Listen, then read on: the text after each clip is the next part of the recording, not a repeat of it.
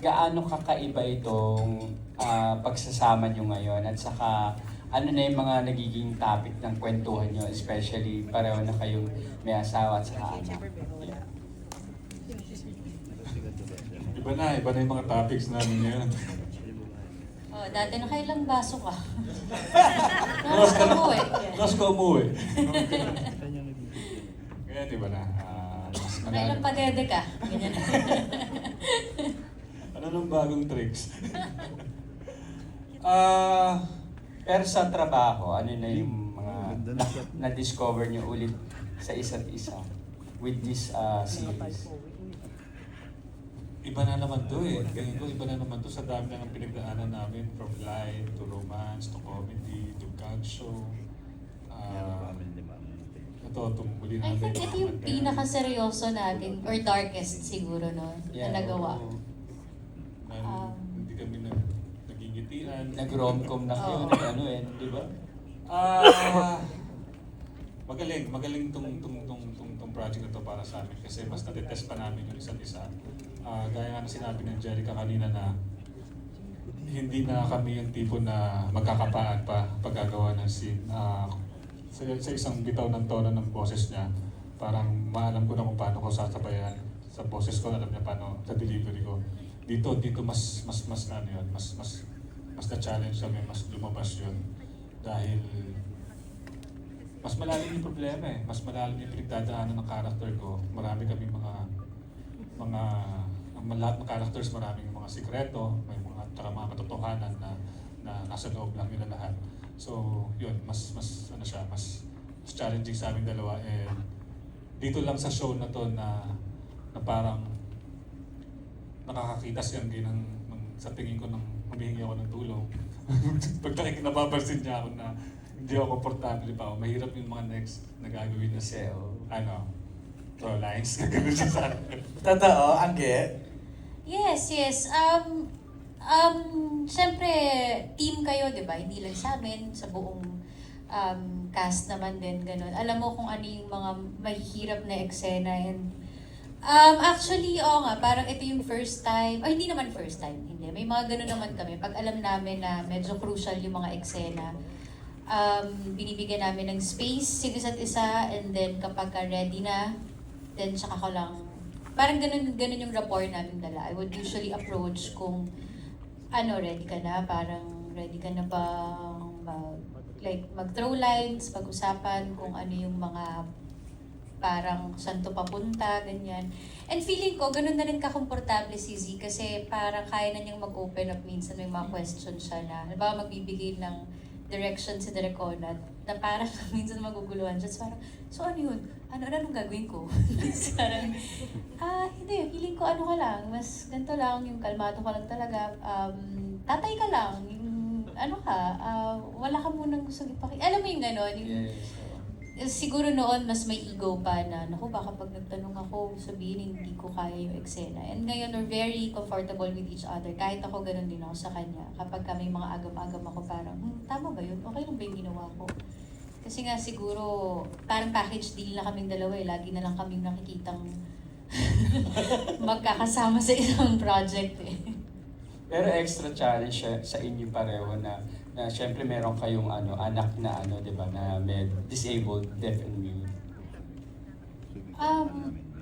Well, siguro sa amin dahil nga masayahin kaming tao, hindi namin siya tinitignan negatively or hindi namin tinitignan na, oh my God, ang hirap nito, hindi ganun. Mas asaran, mas bilangan kami ng mga halimbawa ng sign language sa isang araw, ganun. Hindi na nagbakal sa sign Ito, language. nagbabakal sa sign language. So, ginagawa namin magaan yung mga trabaho namin dahil nga mabigat siya and medyo may pagka-dark nga siya. Kaya hindi kami pwedeng magpalamon doon sa mga hirap ng challenges na binibigay sa amin araw-araw. Okay, thank you. Z, may sasabihin ka pa.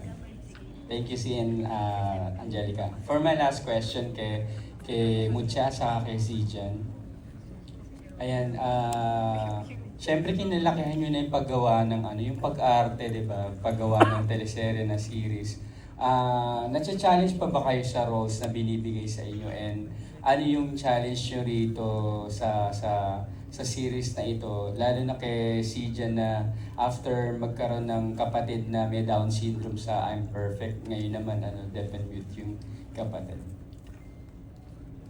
Salamat po sa question na yun. Before we proceed lang, si Jan, no? Ang sabi nila, Gulat ako. sorry, ang sabi kasi ng ating mga friends from FSL, deaf lang daw. Yes, Let's po, just deaf. use the deaf. Wala pong Okay. mute kasi Oo. they can talk po talaga. Oo, so Okay. deaf lang. Oh, that's Thank you, Glenn. Oo. Jan, go ahead. Ito po, kakaiba siya dahil yung first time ko rin pong gumanap ng ganito na kuya ng isang deaf person. Medyo challenging po siya kasi hindi naman po ako marunong mag-sign language. So nagkaroon din po kami ng session for FSL. At yung challenging part din po doon hindi po namin inaral literal yung FSL, pero yung particular lines lang namin talaga yung ginagawa namin. So medyo challenging siya kasi katulad nga po nung sabi ni Ate Angge kanina, nagbabakil pa ako sa... Paano yung bakil? Paano yung bakil sa sign language? Explain. Dapat po kasi... Okay. Parang ganun yung ginawa ko. Ano yung sabihin na Angge? Ano yung sabihin Namali na? po ako ng sign. Parang huwag ka mag-alala sa akin. Okay. Oo, parang ganun. Sabi, huwag... Ganun po yung nagawa ko, na-shuffle ko po siya.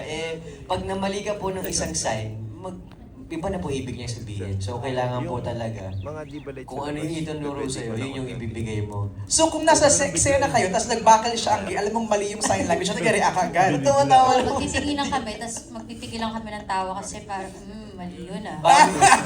Bawi na lang sa white shot. Kasi, oo, well, kailangan kasi alam namin yung sign ng isa't isa eh, kahit Okay. na hindi mo memorize, at least may base, kailangan, actually parang kailangan naiintindihan mo talaga yung Correct. sinasabi nila kasi that's your cue and that's your understanding. Kailangan, yun yung sinasabi niya, kailangan nagre-register yun sa mata mo, di ba? Tama. And sa ano mo. So, pag mali yung ha? Tingin na lang kami ni Mutiana, ha? Parang mali yun. Nagpipigil na kami. ng So who tawa. calls the shot na parang cut, mali, direct, paano mo nalalaman? Yung emphasize din Sila, po na nakabantay. yes po, sabihin Ang nila final na na, no? mali yung sign, Hindi so sa akin. ulitin po Okay. namin. From the FSL team. Yes po. Sino yung nagsasabi? Sila po yung Z, anong experience mo dyan sa pagbabakal ni Z dyan? Hindi ko alam kasi one take ako lagi pag... Oh! Si ano po, si Never Wrong. Sanjo is never wrong. Never Wrong po si Kuya Z. Talaga? Kahit po mag-buckle siya, technical pa rin yun. Technical problem pa rin. Wait, si Mutiana, you had to learn also. Yes po. Pero actually, may times na nalilito rin po talaga ako to the point na ang nababakal ko yung sarili kong lines. Kasi nagpo-focus ako mismo sa sign language. Nakita rin nila ate ang gets. Nakakunot to lang sila. Parang mama, papa yung sinabi niya. Hindi Pia at papa yung sinabi niya. Tapos ayun. Pero masaya. Masaya Yeah. at the same time. Pero challenging. Kasi minsan natutulala ako pag nag-sign language si Katie. Right. Parang minsan, akala ko hindi pa tapos yung line niya. So nakaganyan lang ako. Tapos na siya, ako na. Okay.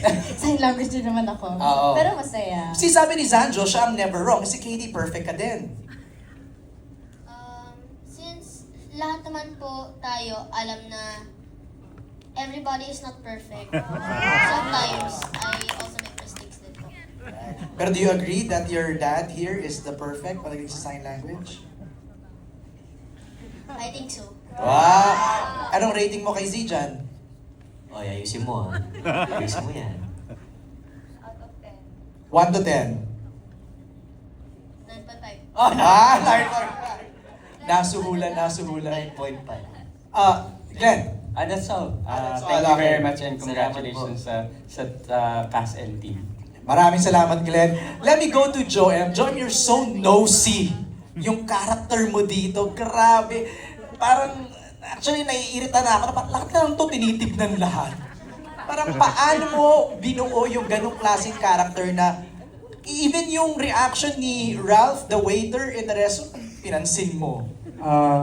Hindi, tulog lang talaga ako pag nakatitig ako. No, sinet namin ni Direk Ono talaga yun na brooding, To the point na yung tingin ni Detective Cortez, medyo parang nakaka-invade na nung privacy ng tao.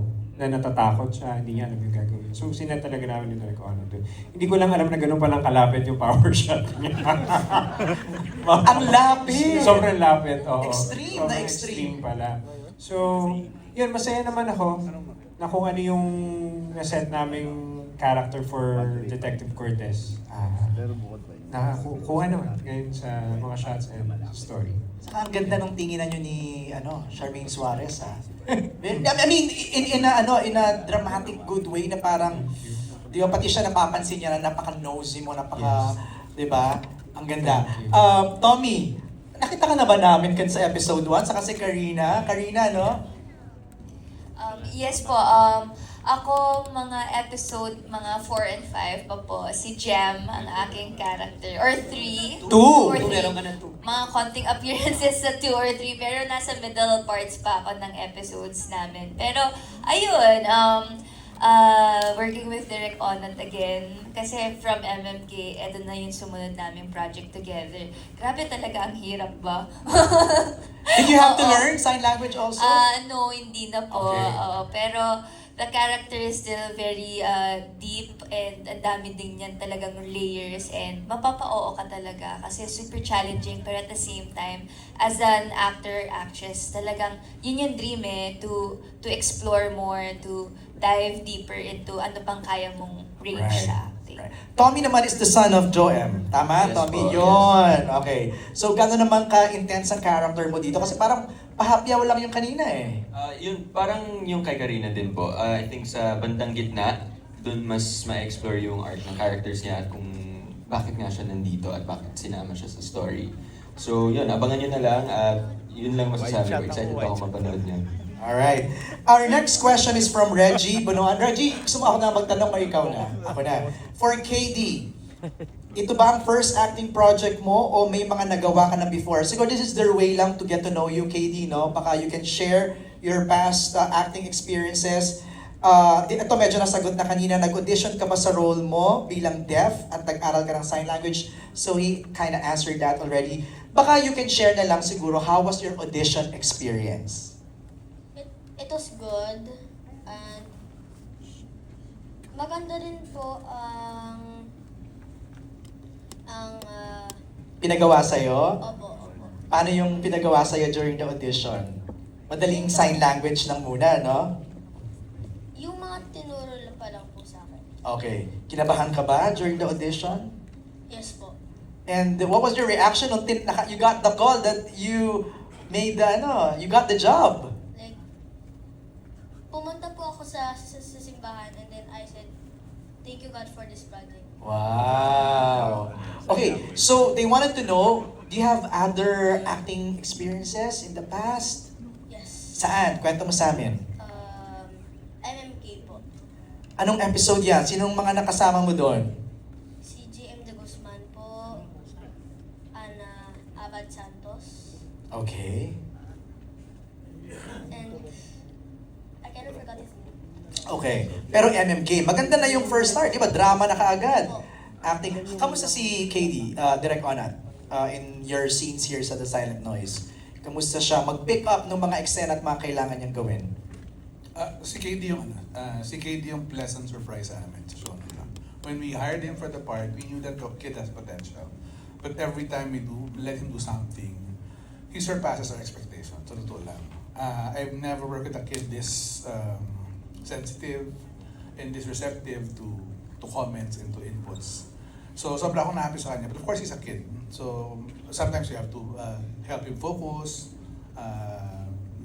You have to teach him how to behave properly sa set. But otherwise, in terms of performance, Nagde-deliver. sobra. Sobra pa. Sobra. Tsaka more than what we expect. Tsaka kita naman sa episode 1, di ba? Ilang eksena niya talaga yung sobrang nakakaganon. Yeah. Diba? Na pag pinapanood namin during the live, syempre I get touched. But when I see it edited already, parang lalo nga transform. So Right. I think the camera is very nice to him because the camera captures all his emotions in the right way, in the most gut-wrenching way possible. Na magnify Right. yung mga binibigay ng bata pag nasa camera. Nice. Another question from Reggie for Angelica Panganiban. Marami ka na rin nagawang thriller project. Ano pa ang bago at challenge sa The Silent Noise para tanggapin ito at ano ang karakter mo dito? She kind of answered this kanina. Baka you wanna add some more. This is actually, it's not a thriller, no? It's more of a mystery. Tama ba ako, direct? Ano ba genre nito, Tanya? How do you classify the Silent Noise? It's suspense drama. Suspense drama. Have you done something like this before, Angge? Suspense drama? I don't think so. Parang wala akong maalala. Sorry sa nagawa ko kung meron man. Epidural po ito, anesthesia to. Pero it's really a good challenge, no? A welcome challenge for you to do a suspense drama. Oo naman. Ang sarap din kasi niya talagang paglaruan eh. And siguro yung pagkakaiba niya, it's not like drama lang. Meron ka talagang, kumbaga, medyo binabaliw ka niya mentally di ba? Na parang ano ba talaga nangyayari? Kung kayo nga sa episode 1, yun na yung naramdaman ninyo na parang, anong nangyari? Sino ba talaga ang may kasalanan? Ano nangyari talaga kay Sam, di ba? Kay Teacher Sam. So, also kami, ang sarap ingatan nun. Ang sarap ingatan nung ganong klaseng suspense na kailangan mong laruin, kailangan mong timplahin. Yun. Thanks, Reggie, for your question. Thanks, Angge.